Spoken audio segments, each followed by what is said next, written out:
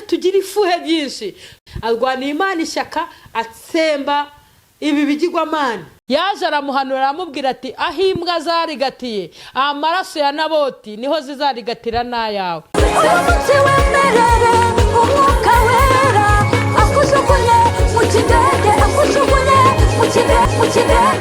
Yesu ashimwe. Mumeze neza, muguwe neza, amahoro y'Imana bane namwe. Ndabakunda. Nitwa M.FORTUNEE, ndi umubyeyi ukijijwe, nezerewe no kuza imbere yanyu ngo tuganire ijambo ry'Imana. Muri amahoro, abatanezerewe nimukomere. Uyu munsi ushobora kuba ubabaye, ejo uzaba wishimye. Imana iduhane umugisha. Tugiye kuganira ijambo, ariko munyemerere tubanze dusenge Imana, twiragize Imana dusenge. Mana urakomeye, urahambaye, uri Imana y'ineza, uri Imana y'urukundo, uduhaye umwanya ngo tuvuge ijambo ryawe. Duciye bugufi kugira ngo tubure ugaragare, uvugire muri twe kandi ijambo ryawe rifashe benshi. Urakoze Mana, ijambo ryawe riraturuta nirikuru, ijambo ryawe nirigira ubushobozi mu mitima y'abaryumva nurivuga. Urakoze Mana, ngaho dusobanurire umuntu wese umeye kugubwa neza. Tubisabye Imana dushima twizeye mu izina rya Yesu, amen. Imana ishimwe. Nzanye intego y'ijambo ivuga kurwanira Imana ishyaka, cyangwa se kugira ishyaka ryiza, hanyuma iryo shyaka Imana ikarireba ikakwishimira kandi izariduhembera. Erega nitutagusari tuzasarura. Kurwanira Imana ishyaka, hari abo byakundiye barabikora kandi basohoza umugambi w'Imana. Mbese Imana iragushaka mu cyo yakugambiriyeho kugira ngo ukirwanire ishyaka mpaka urangije urugendo. Niba ari ubutumwa, rwana ishyaka ubuvuge. Niba ari ukuririmba, rwana ishyaka uririmbe. Niba ari ugusenga, rwana ishyaka usenge. Rwanirira Imana ishyaka, kandi nk'uko Imana ifuha yanga icyaha nawe ugifuhire. Bakozi b'Imana, Imana ishimwe. Nezerewe n'Imana kubw'ijambo riri hano mu Bami, igitabo cya kabiri cy'Abami, igice cya 10. Igitabo cya kabiri cy'Abami ni igice cya 10 umurongo wa 15. Nasanze harimo ijambo ryiza, nsanga harimo umugabo bita Yehu. Reka nsome amagambo makeya, hanyuma turebe twumve icyo yakoreye Imana kikayinezeza. Ese twebwe twamwigiraho iki? Ese byadufasha iki muri iki gihe cyacu? Imana ishimwe. Igitabo cya kabiri cy'Abami, igice cya 10, reka duhere ku murongo wa 15. Yehu agira ishyaka ryo kurwanya Bali. Avuye aho ahura na Yehonadabu mwene Rekabu, aje kumusanganira. Aramuramutsa, aramubaza ati, umutima wawe uratunganye nk'uko uwanjye utunganiye uwawe? Yehonadabu aramusubiza, turatunganye. Nawe ati, niba utunganye mu kuboko kwawe. Arakumuha, ahera ko aramwuriza, amushyira mu igare rye. Murongo wa 16.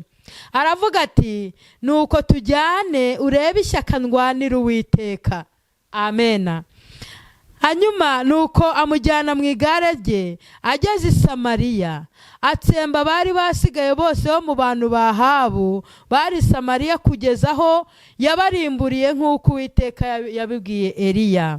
Bukeye Yehu ateranya abantu bose, arababwira ati, Ahabu yakoreye bari buhoro, ariko Yehu azamukorera cyane. Nuko nimumpamagarire nonaha abahanuzi ba Bali bose, n'abamuramyaga bose, n'abatambyi be bose, ntihagire n'umwe ubura, kuko nenda kutambira Bali igitambo gikomeye. Uzabura wese ntazandokoka. Ariko Yehu yabigenza atyo mu buryarya, kugira ngo abone uko yatsemba abaramya Bali. Maze Yehu aravuga ati, nimuteranye Bali, nimuteranire Bali guterana kwera. Barabyamamaza. Yehu atuma ku Bisirayeli bose, nuko baramya Bali bose baraza. Abaramya Bali bose baraza, ntihagira umuntu n'umwe usigara ataje. Baraza binjira mu ngoro ya Bali, ingoro ya Bali iruzura. uhereye mu ruhande rumwe ukageza mu rundi.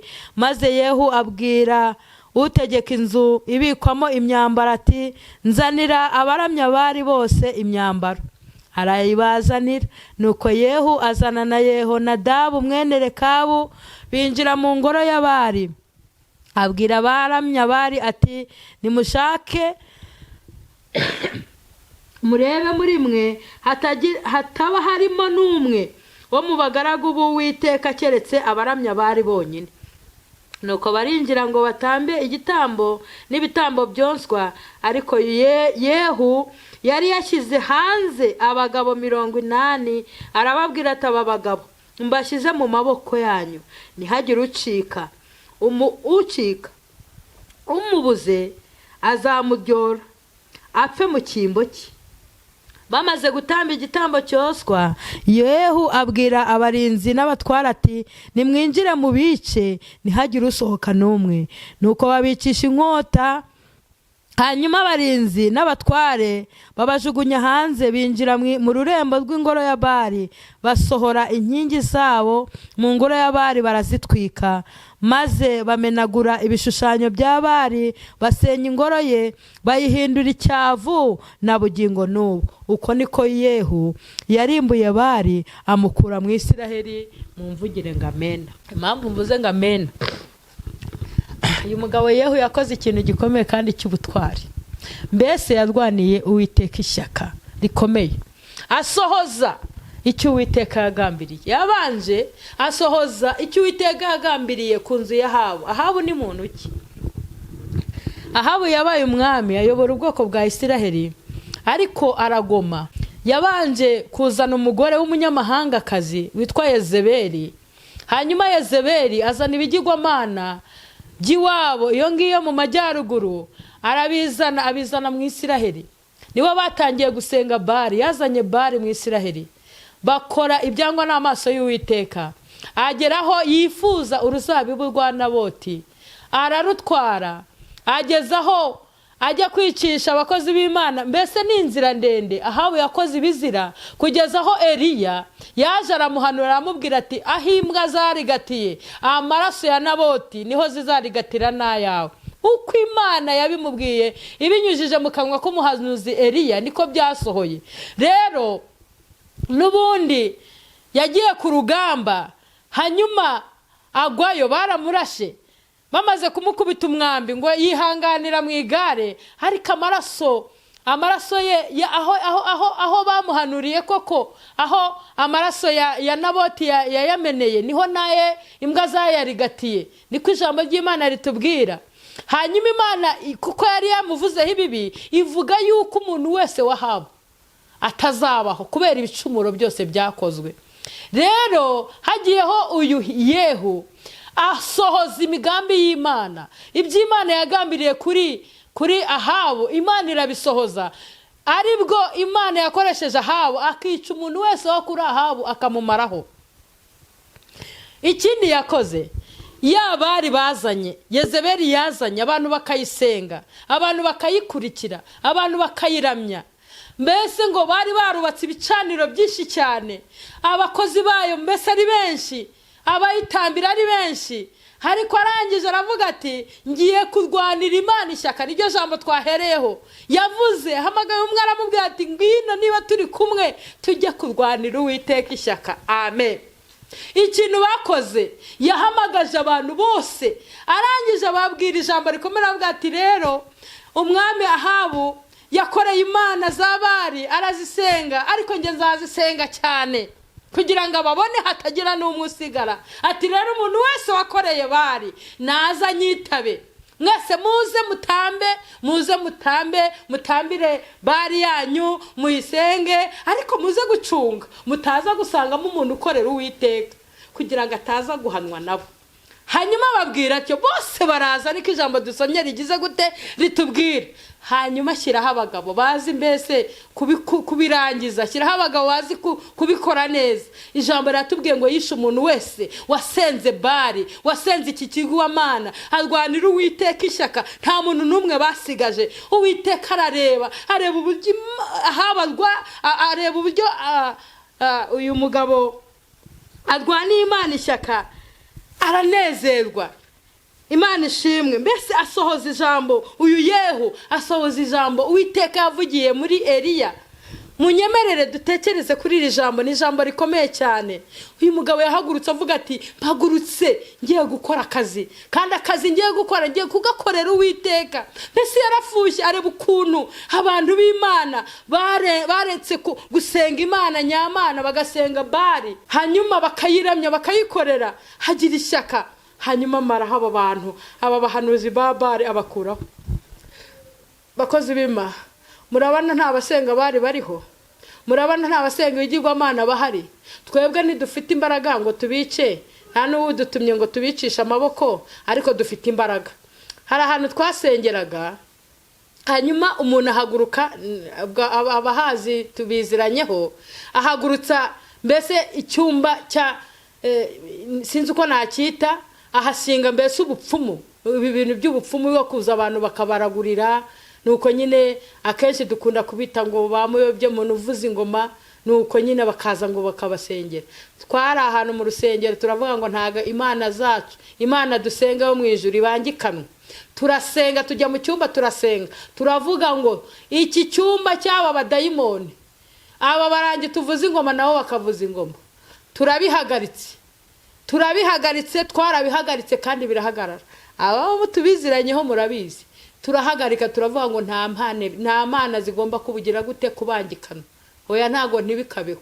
Tugomba kurwanira Imana ishyaka. Haleluya, haleluya, haleluya. Mureke turwanira Imana ishyaka, tuvuga Imana ukwiri, dukorera Imana, duhagarike. Dufite ubutware, dufite ubushobozi. Ni ukubera iki Satani yatwigiraho nkana, akatwigirizaho nkana? Abantu bagasenga ibigirwamana tubabona, abantu bakaramya izindi mana tubabona. Dufite ubushobozi bwo kubihagarika, dufite ubutware bwo kubirimbura. Yehu se imbaraga yazikuye he? Yazikuye ku Uwiteka. Ahora inzu ya Ahabu, arakuraho, arangije arwanya Bayali kandi arayitsinda. Mureke turwanire Uwiteka ishyaka. Ariko nukubera iki umurimo w'Imana upfa, abantu ntibashaka kurwanira Imana ishyaka? Mbese nibibababaje? Mbese nta kibabaje kirimo? Kuki utarwanira Imana ishyaka? Kuki utarwanira Imana ishyaka? Bakozi b'Imana, kuki abasambanyi batwinjiriye kuri uru rwego? Kuki abasinzi bakwinjiriye kuri uru rwego? Bakinjira mbese inzu y'Imana bakagenda bakayihindanya. Mwaretse tugafata inshingano zo kurwanira Imana ishyaka. Warwanira Imana ishyaka mu buryo bw'umwuka kandi bigakunda. Mbese ugasenga Imana ikagira ibyo ihindura. Mbese ugasenga, mbese ukagira intimba ugakuraho ibi bigirwamana. Kuki abantu basenga ibigirwamana? Kuki abantu basenga ibigirwamana? Kuki abantu basenga za Bali? Kuki abantu basenga za Nyabingi? Kuki abantu bafite ibindi biringiye noneho ahubwo bakanabizana no mu nzu y'Imana? Ibyo bintu kuki nta shyaka dufite? Mureke turwanire Imana ishyaka. Akababwira mwabashumbwa mu muyoboye itorero, nako ngo ntimugishaka ngo gukomeretsa, ngo mutazahugura umusambanyi, umutinganyi, umwibone, umurozi. Reka nuwo babifatana ntiwabona ko binaroga. Reka ntushaka kwiteza isi, ntushaka kwiteza abantu. Mbese ngo nukubagarira yose, ngo niko bimeze. Hanyuma inzu y'Imana yahindutse umusaka. Imana itugiriye neza, yahindutse umusaka. Ni umusaka ukomeye. Ariko reka mbabwire, dushatse twarwaniye Imana ishyaka nka Yehu arahagarara avuga ati reka mbikore gutya. We niko yabigenze, arwaniye Imana ishyaka, atsemba ibi bigirwamana, abikuraho n'ababiramyaga. Wowe uri gutsemba ibi, banza utsemba ibikurimo, ubanza ukuremo ibigirwamana wimitse inda, wimitse amafaranga, wimitse ubutunzi, wimitse ubukire ufite, wimitse imiryango. Hari ibigirwamana bitandukanye, ariko tsinda ibyo bigirwamana. Imana itugirire neza. Tsinda ibyo bigirwamana, Imana iturengere, Imana itugirire neza. Kuki ufite ibigirwamana? Kuki hari ibintu biruta Imana muri wowe? Imana itugirire neza. Reka mbwira abasenga kandi basenga data mu kuri no mu mwuka, mureke tugire ifuhe byinshi, turire umurimo w'Imana, turire abarimbuka. Iryo jambo riba muri Yeremiya. Yeremiya yaravuze ngo Mana, icyama ku maso yanjye hakaba isoko y'amarira, nkarira umurimo w'Imana, nkaririra abarimbuka. Mbese murafasha dufatanye turwane Imana ishyaka? Banza urwane Imana ishyaka uhere mu rugo rwawe. urwanire Imana ishyaka ugere mu itorero usengeramo, urwanire Imana ishyaka ugere mu gihugu cya Imana yaguhaye. Mureke turwanire Imana ishyaka kugeza ku rwego Imana yo mu ijuru ikureye ikavuga ati uyu mwana yandwaniye ishyaka. Haleluya. Aho yari yampagarariye neza, muri korari yampagarariye neza, mu banyamasengesho namushyizemo yampagarariye neza, mu batambyi namushyizemo yampagarariye neza, mbese mu nshingano za leta arimo ampagarariye neza. Rwanira Imana ishyaka, shaka ko Imana yacu iduha ubuzima, iduha kubaho, iduha uburame, ihabwa icyubahiro, mbese ihabwa icyubahiro ku bwawe, ihabwa icyubahiro ku bwanjye. Haleluya. Imana ishimwe. Turashima Imana ko hari 7,000 bitigeze bipfukamira Bayali cyangwa ngo biyisome, kandi ibyo 7,000 bihari bigomba guhindura isi, bigomba guhindura aho biri, bigomba guhindura aho bituye. Mureke duhindure turwaniye Imana ishyaka. Imana ishimwe, Imana ihimbazwe. Yemwe abankurikiye, yemwe abasenga ibigirwamana, nongeye kubisubiramo, imuri ibyo bigirwamana. Ni kubera iki Imana idafite umwanya muri wowe? Ni ukubera iki abantu basenga ibigirwamana? Ni ukubera iki abantu bafite ibyo bimitse? Sindi ibyo. Imana itugire neza. Yehu agira ishyaka ryo kurwanya Bali. Wowe ufite ishyaka ry'iki? Ufite ishyaka ryo gukunda Imana, ufite ishyaka ryo kuyamamaza, ufite ishyaka ryo kurwanya ikibi n'ikizira cyakandagiye ahera, urarifite. Bijya bimbabaza cyane, njya mba ku magurupe menshi, ariko ugashaka ko umuntu yaca bugufi n'imbere y'Imana ngo yezwe. Reka ahubwo urashaka ko bakubwira ibyawe, urashaka ko bakubwira nyine uko urugo rwawe rumeze, urashaka ko bakubwira abarozi bakuroga, urashaka ko bakubwira ibyo, umeze nk'uraguza gusa. Ntushaka guca bugufi imbere y'Imana. Wabanje ugaca bugufi imbere y'Imana, ukabanza ukisengera ko Imana izakugirira neza, ko Imana nibona uyirwaniye ishyaka ko nayo izakubera Imana, izakurengera kandi izakubera umubyeyi. Haleluya. Yeho arwaniye Imana ishyaka. Imana yigeze kunezezwa n'umukozi wayo Enoki ngo agendana n'Imana. Imana yavuga ngo umuntu ntago akwiye gutura mu isi, iramwimurira mu cyura. Mureke tunezeze Imana, dukore ibikorwa binezeza Imana, tubeho mu buzima bunejeje Imana, tubeho mu buzima burwanya icyaha. Mbese uba uri umuntu urwanya icyaha n'ikigitera n'imbaraga zacyo, ndetse urwanya umubi kugeza ku rwego Imana ibona ko aho uhagaze neza. Mu busore bwawe hagararira Imana neza.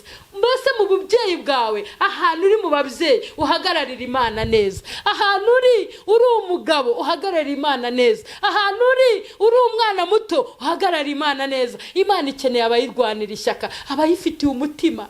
Abaza uyu muvandimwe ngo Yonadabu ngo mbese turi kumwe, umutima wanjye umeze nk'uwawe, turimo turagendana. Bantu turi kugendana, muze dufatane urunana, turwanire Imana ishyaka. Niba ari ugusenga dusenge, niba ari ukwiriza twiyirize, niba ari ukubwiriza tubwirize, dukura abantu mu byaha. Rwanira Imana ishyaka, nawe izaza mu byawe. Mbese niwinjira mu by'Imana, nayo Imana izinjira mu byawe kandi izakuneshereza. Haleluya. Imana ishimwe. Ndumvira ijambo rigufasha nanjye rikamfasha. Ndumva nkwinginga ngo bumwe mu bantu Imana ifite, mbese ifite ku mutima ikabireba ikavuga ati mfite umuntu. Yagera mu majyaruguru ikavuga ati mbafite umuntu. Yamanuka mu majyepfo y'u Rwanda ikavuga ati mu majyepfo mbafite umuntu. Mbese yaza mu majyaruguru, yaza iburasirazuba, yaza mu mujyi wa Kigali ikavuga ati ariko mbafite umuntu undwanira ishyaka, mbafite umuntu umvugira kandi umvugira neza. Imana ishimwe. Mbese Imana ikanezerwa ku bwawe. Haleluya. Witeguye kurwanya Imana ishyaka? Uriteguye kurwanya ikibi? Uriteguye gutsinda Bayali? Uriteguye gufata miri izi mbaraga zirimo zirwanya imiryango? Uriteguye ngo dufatanye duhangane n'umubi? Imana ishimwe. Yabishoboje Yehu, natwe ibidushoboze mu izina rya Yesu. Amen. Mureke dusabe imbaraga, dusabe n'ubushobozi bwo kubishobora. Nyagasani Imana Nyiringabo, uruwera, uwashoboje abatubanjirije kurwana urugamba bakarutsinda, uri hano. Uri Imana ibishoboye, uri Imana ibikora bigakunda, uri Imana nyamana. Turabona abantu benshi bafite ibyo biringiye, abandi babifite no mu mazu yabo, ariko harimo abatarigeze biyandurisha ibyo byose. Ndasenze kugira ngo abo batiyanduje ubahe imbaraga zo kurwana, kandi barwane ishyaka ryiza ryo kwizera, barwane intambara nziza. Icyaduha mwami tukagira abayehu barwanye ikibi mu gihugu cyacu, icyaduha Mana tukagira abayehu barwanye ibizira n'ibikorerwa mu nzu z'Imana, icyaduha tukagira abayehu bafite ifuhe ryo gufuha bafuhiye umurimo wawe. Ndasabiye umuntu wese uri mu mwuka wera wumva afite ishyaka ryo guhagararira Imana mu gihugu arimo hose, ngo ahagarare Imana imwishimire. Ndasengera abantu bumvise iri jambo bari mu gihugu cy'u Rwanda n'abari hanze yacyo, ndabasabiye ngo umuntu wese aho ari amenye guhagararira Imana neza. Icyaduha tukagira ubutwari nk'ubwa Yehu, icyaduha tukagira ubutwari nk'ubwa Eliya, icyaduha tugakomera, kandi mwami Imana tukagira benshi turokora mu rupfu. Urakoze Mana, duha imbaraga, dushoboze, turwanirire, kandi utsinde ikibi, utsinde abayari n'imbaraga zabyo, utsinde abadayimoni n'imyuka yose, utsinde imbaraga z'abarangi, Mwami uduhe kunesha. Urakoze kubyumvise, mu izina rya Yesu Kristo umwami wacu, amen.